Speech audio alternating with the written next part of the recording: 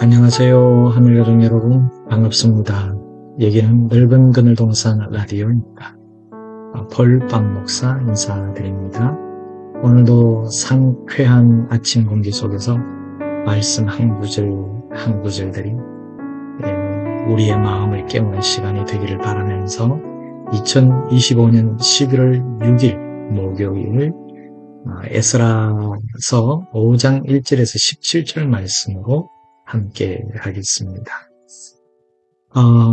프랑스의 철학자로 알려져 있는 폴 리퀘르라는 사람은 이런 말을 했습니다. 말은 세계를 열고 침묵은 세계를 닫는다라고 말이죠. 무슨 뜻이냐 하면은 말이라는 것은 단순한 소리가 아니라 새로운 현실을 여는 능력이라는 뜻이죠. 하나님의 말씀은 바로 그런 새 창조의 언어입니다. 무너진 자리에서도 다시 시작하라는 한마디가 들릴 때 그 말은 곧 새로운 세계의 시작이 되는 것입니다. 에스라서 4장에서 공사는 완전히 멈췄잖아요. 돌은 식어버리고 백성들의 마음은 무너져 버렸죠. 그러나 에스라서 5장에서 하나님은 말씀으로 다시 사람을 일으키십니다. 학개와 스가랴를 통하여 주신 하나님의 말씀이 백성의 영혼에 불을 지폈습니다. 그리고 그 말씀은 단지 위로가 아니라 멈춰 있던 공동체를 다시 움직이게 한 명령이었습니다. 사랑하는 여러분, 오늘 우리도 마찬가지입니다. 낙심과 중단의 시간 속에서도 하나님의 말씀은 여전히 살아있습니다. 그 말씀은 방향을 주고 용기를 주며 다시 일어서게 합니다. 멈춘 인생의 재시작은, 새로운 시작은 언제나 말씀 앞에서 일어나는 줄로 믿습니다. 이제 본문 말씀 속으로 들어가 볼게요. 1절, 2절 말씀을 보면 선지자 학개와 스가랴가 이스라엘 하나님의 이름으로 유다와 예루살렘에 사는 유다 사람들에게 예언한 스룹바벨과 예수아가 일어나 예루살렘에서 하나님의 성전을 건축하기 시작했다라고 말씀하네요. 말씀은 절망의 시대에 들려오는 다시 시작하라는 하나님의 음성입니다.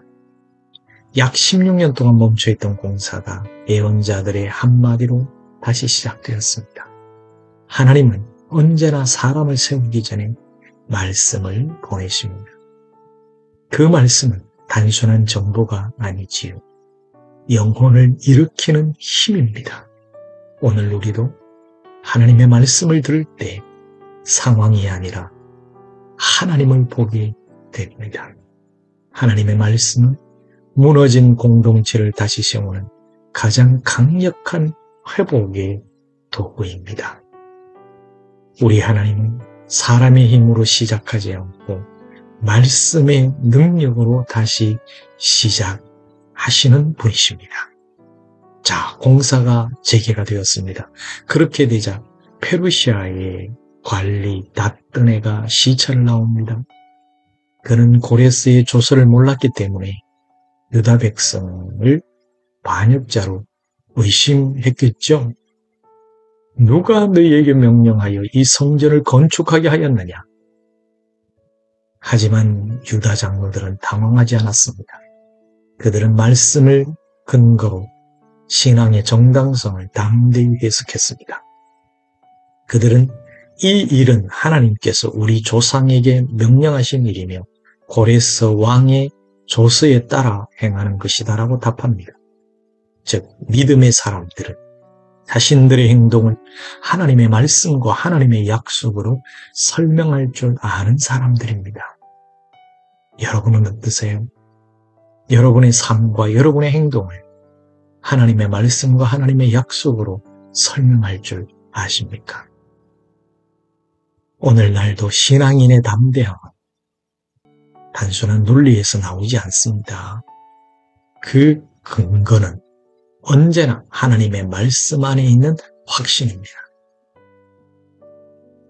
사람의 허락보다 하나님의 명령이 우리를 움직이게 한다는 것을 기억하시기를 바랍니다. 자, 나뜨네와 관리들은 보고서를 작성해서 다리우스 왕에게 보냅니다.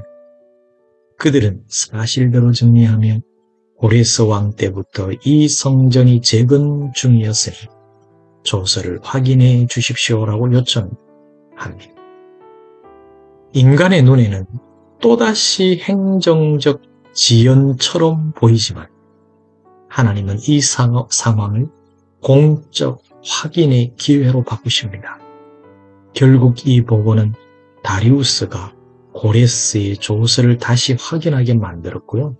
그 결과 성전 건축은 재개될 뿐 아니라 제국의 재정 지원까지 하게 됩니다. 우리 하나님은 대적의 서류를 축복의 증거 문서로 바꾸십니다. 신앙의 길에서 위기는 항상 위장된 기회가 아닐까요?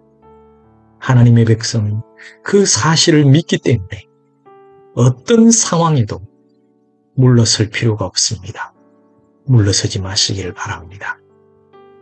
하나님의 말씀이라면 아멘으로 직진하십시오. 말씀이 무너진 공동체를 다시 세웠고요.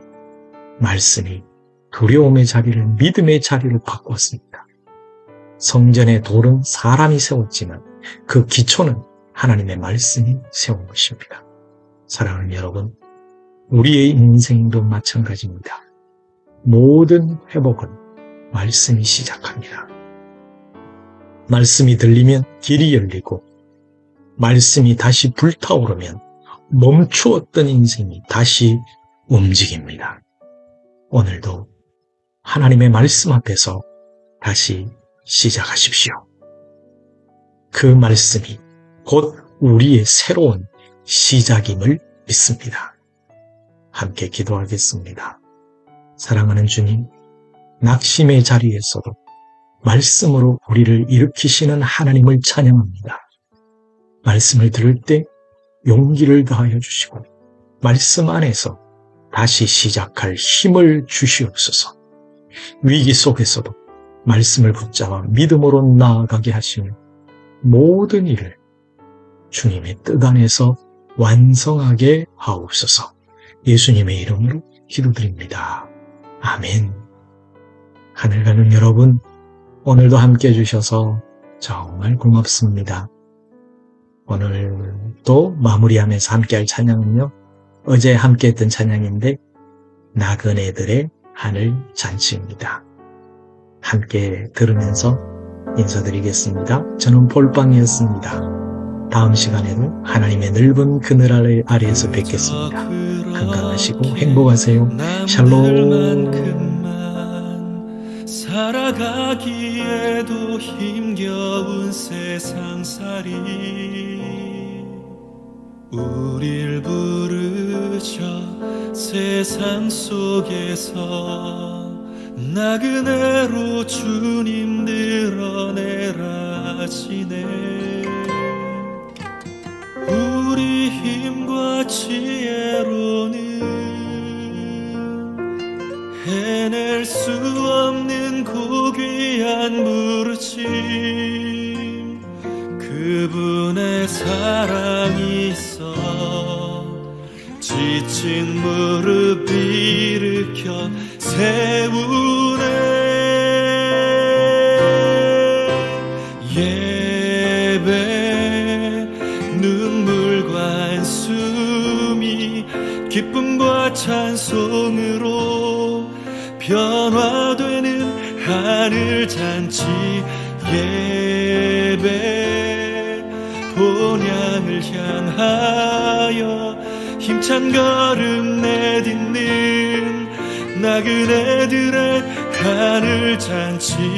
하늘아버지 함께 하심, 우리를 본향까지 우리를 그 그날까지 붙드시리.